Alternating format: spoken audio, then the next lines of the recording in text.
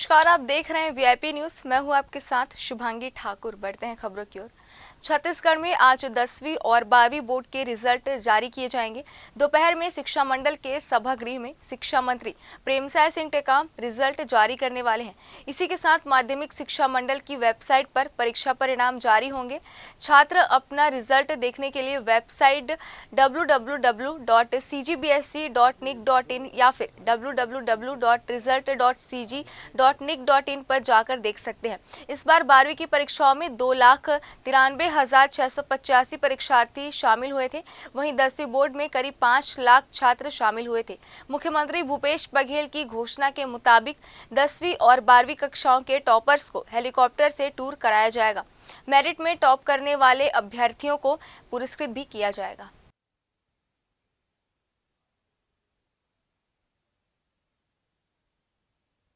नहीं, देखिए, हम लोग जब स्कूलों का छत्तीसगढ़ में भाजपा एक बार फिर बड़े प्रदर्शन की तैयारियों में जुट गई है।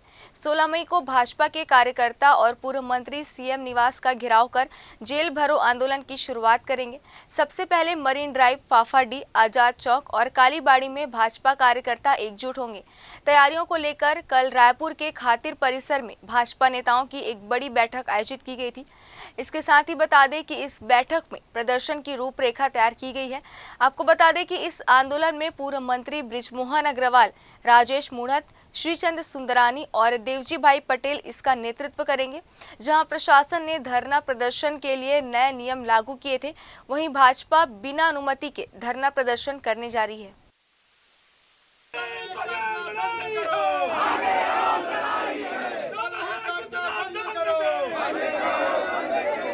मौसम की बात करें तो प्रदेश में अगले 2 दिनों में 2 से 3 डिग्री तक अधिकतम तापमानों में वृद्धि होने की संभावना है। आज 1 या 2 स्थानों पर हल्की वर्षा होने अथवा गरज चमक के साथ छींटे पड़ने की संभावना भी मौसम विभाग ने जताई है। वहीं बिलासपुर में बीते दिन बारिश होने से गर्मी से राहत भी मिली है।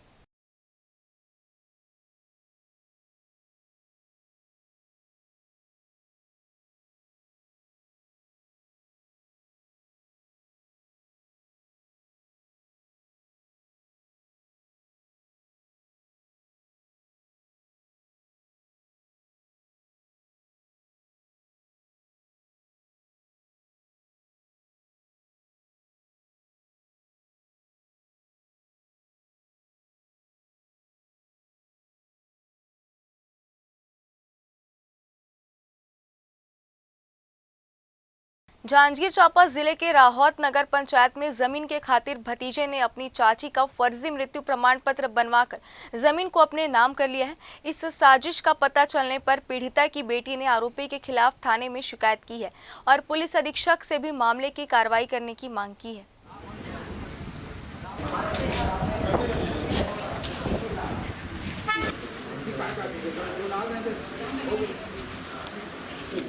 देखना एक मिनट हेलो इसे पापा वो न्यूज़ वाले लोग सब ने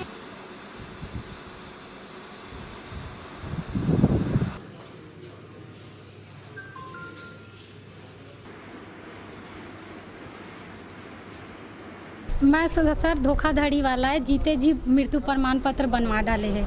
ओकरे शिकायत लेके आए हैं। मैं तो शिवरी नारायण थाना भी गए रहे हूँ कई बार, तो वहाँ भी कार्रवाई नहीं हुई से। एसबी में एक बार आके चलेंगे तो भी कार्रवाई नहीं हुई से। अभी फिर आए हैं मैं कार्रवाई करेला।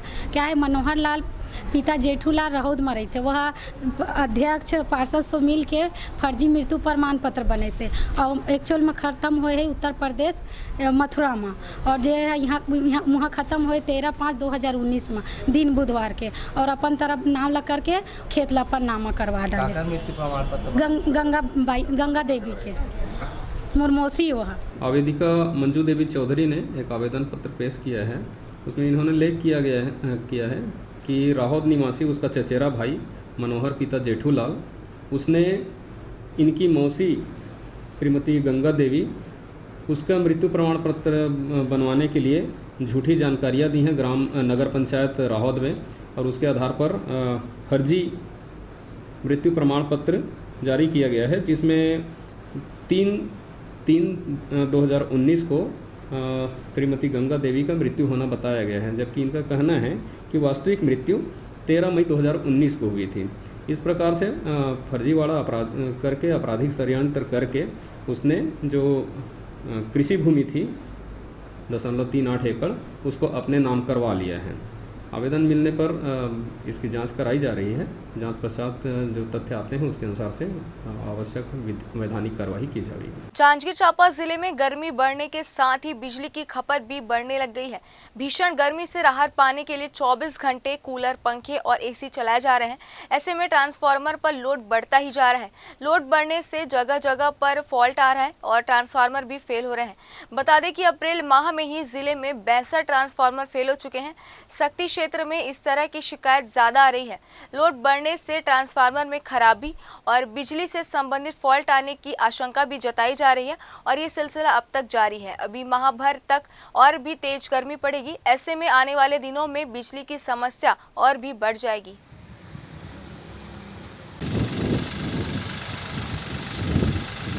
मार्च के बाद करीब 8% की खपत बढ़ गई है और मेगावाट में अपन बोला जाए तो 15 से 20 मेगावाट की खपत बढ़ी है।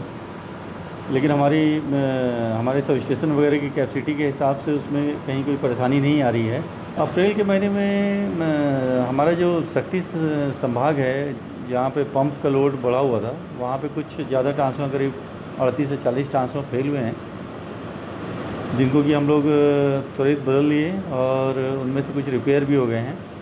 और चांपा में करीब 14 ट्रांसफार्मर और कल्तरा संभाग में 8 ट्रांसफार्मर फेल हुए। सारे ट्रांसफार्मर तत्काल बदल दिए गए थे। कैबिनेट मंत्री और कवर्धा विधायक मोहम्मद अकबर ने कवर्धा दौरे के दौरान कलेक्टर कार्यालय परिसर में राजीव गांधी आश्रय योजना के तहत कवर्धा शहर में 282 हितग्राहियों को आवासीय पट्टा, 20 हितग्राहियों को प्रधानमंत्री आवास स्वीकृति पत्रक और 11 हितग्राहियों को प्रधानमंत्री आवास योजना के तहत अपना मकान पूर्ण करने पर पूर्णता प्रमाण पत्र वितरण कर नए मकान के लिए शुभकामनाएं दी है।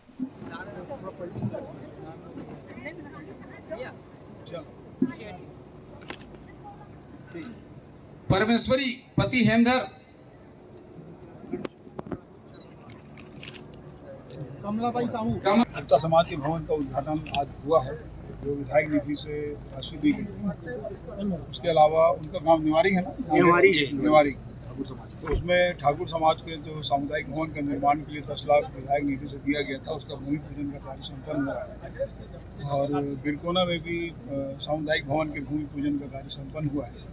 आज यहाँ पट्टा वितरण का कार्यक्रम था। 282 लोगों को पट्टा दिया गया है और उन्हीं पट्टाधारियों में से 20 लोग ऐसे हैं जिनको प्रधानमंत्री आवास की स्वीकृति दी गई है और बाकी लोगों के बारे में भी सतत कार्रवाई चल रही है। जल्दी से उनको भी पट्टा प्रदान कर दिया। छत्तीसगढ़ कृषि कल्याण परिषद के अध्यक्ष सुरेंद्र शर्मा कवर्धा के दौरे पर है।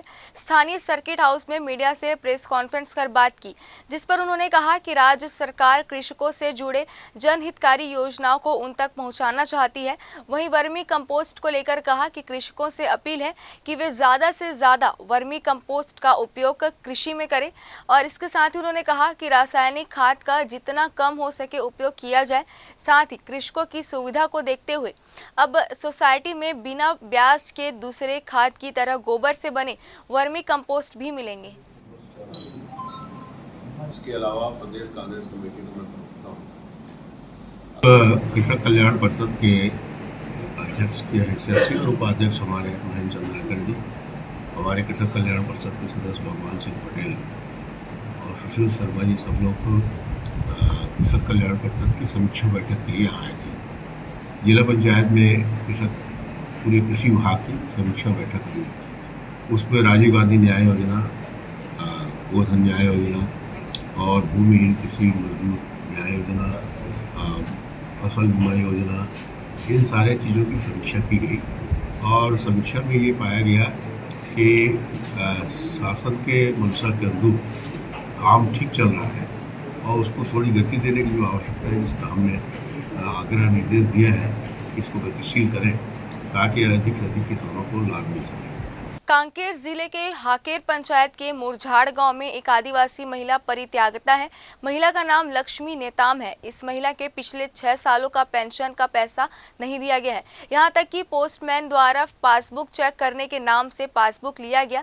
महिला द्वारा लगातार पोस्ट ऑफिस के चक्कर काटा गया, पर आज तक ना तो पेंशन की राशि दी गई है और ना ही पासबुक। जब 8 महीने पहले महिला ने ऑफिस में जाकर शिकायत की तो पता चला कि लगभग 30,000 रुपए महिला के खाते से निकाल लिए गए हैं। अब सवाल ये उठता है कि महिला की बिना जानकारी के आखिर महिला के खाते से किसने राशि गबन की है और जिम्मेदार कौन है, ये सबसे बड़ा सवाल है।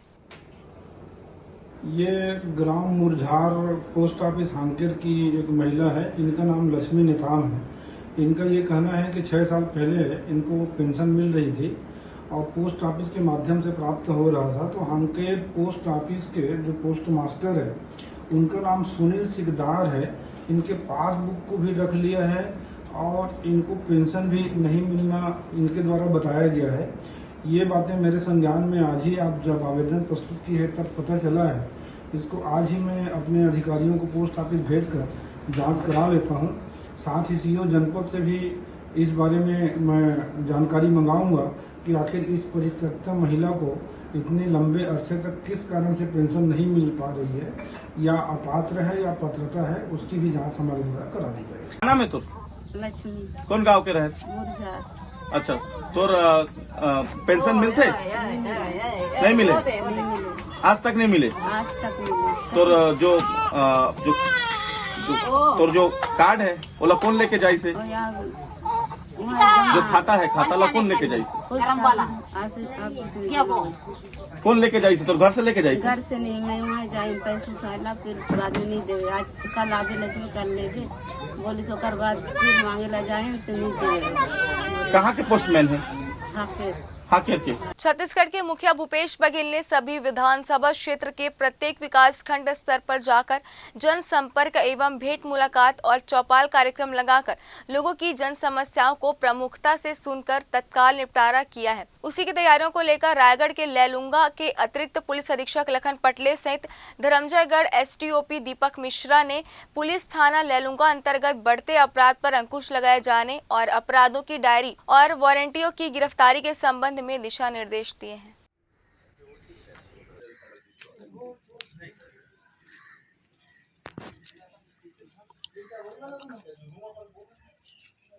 आज लैलूंगा थाने का मेरे द्वारा आकस्मिक निरीक्षण किया गया, जिसमें शिकायतें, अपराध, गुम इंसान और अन्य डायरियाँ और स्टाफ से बातचीत करने के लिए आया हुआ था और किस प्रकार से जनता के साथ व्यवहार हो रहा है, सभी बातों को ध्यान में रखते हुए मैंने निरीक्षण किया है। सब लोग को सब आवश्यक समझाइश भी दी है। अभी काफ़ी निकाल हुआ है, अभी कुछ दिनों में लगभग 15 दिनों के अंदर थाने के पुराने अपराध निकले हैं, जिसमें गिरफ्तारियां हुई हैं, कुछ मर्डर भी हुए थे, उसमें भी तत्काल पुलिस ने कार्रवाई करते हुए काम किया है।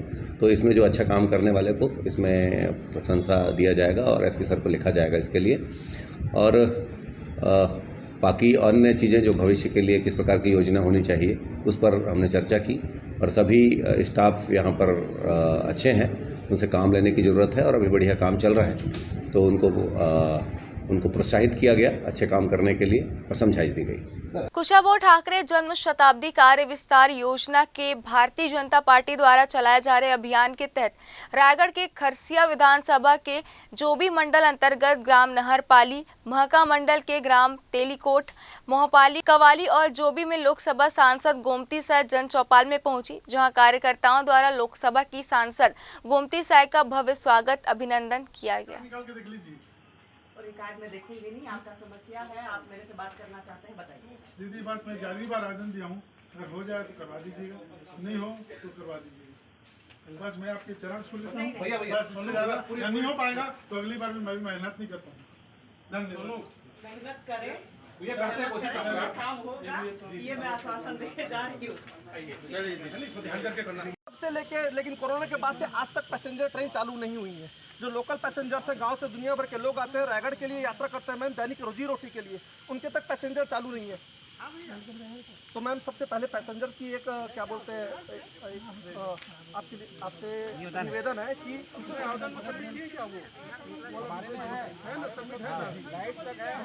अब देखते हैं कार्यक्रम सुभाष की बात। नमस्कार दोस्तों, आज सुभाष की बात में हम वो बात कर रहे हैं जो कांग्रेस का एक चिंतन शिविर हो रहा है राजस्थान के उदयपुर में, पर खबरों में वो शिविर उस तरह से नहीं है जैसा कि होना चाहिए।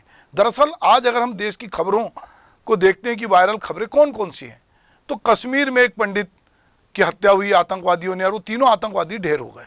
ज्ञानव्यापी मंदिर का मुद्दा टीवी पे छाया हुआ है। इसके बाद कह रहे हैं कि अब मथुरा की बारी है। इधर कहीं ना कहीं ऐसा लग रहा है कि एक बार फिर से जो माहौल बाबरी मस्जिद के समय बना था वो कहीं ना कहीं धीरे धीरे ज्ञानव्यापी जो मस्जिद है उसके आसपास बन रहा है। कांग्रेस का ऐसे समय चिंतन शिविर हो रहा है। कांग्रेस की चिंता में क्या है?